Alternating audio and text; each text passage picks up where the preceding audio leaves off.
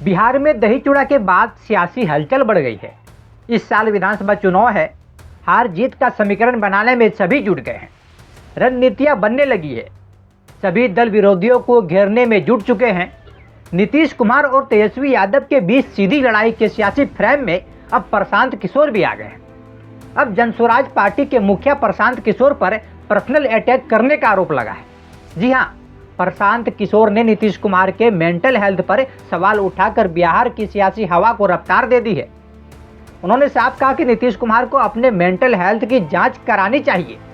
दरअसल प्रशांत किशोर ने नीतीश कुमार पर लेटेस्ट हमला किया। प्रशांत ने गुरुवार को कहा कि नीतीश कुमार के मानसिक स्वास्थ्य की जांच होनी चाहिए। प्रशांत किशोर ने कहा कि हमारी यह मांग है कि बिहार सरकार आधिकारिक तौर पर विज्ञप्ति जारी करे कि क्या वह बिहार की व्यवस्था चलाने में नीतीश कुमार मानसिक रूप से स्वस्थ है। शायद आज नीतीश कुमार की स्थिति ऐसी है कि वो कोई भी निर्णय खुद नहीं ले रहे हैं। इस पर जेडीयू और बीजेपी ने क्या पलटवार क्या कहा। जेडीयू ने तो एक कदम आगे बढ़कर कह दिया कि प्रशांत किशोर तो राजनीतिक रूप से बेशर्म है। प्रशांत को जदयू का जवाब जदयू के प्रवक्ता नीरज कुमार ने कहा, ब्लैक एंड व्हाइट, आप नीतीश कुमार पर व्यक्तिगत टिप्पणी करते हो, वो आपको अपने घर में रखे थे, आप राजनीतिक रूप से बेशर्म हो।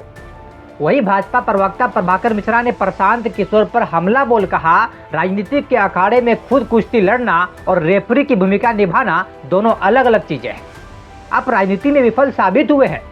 यह ध्यान देने वाली बात यह है कि प्रशांत किशोर ने अनशन तोड़ने के बाद नीतीश कुमार पर अब तक का सबसे बड़ा तीखा हमला किया है। गुरुवार को अनशन खत्म करने से पहले प्रशांत किशोर ने गंगा में डुबकी लगाई। इसके बाद उन्होंने सत्याग्रह की शुरुआत की।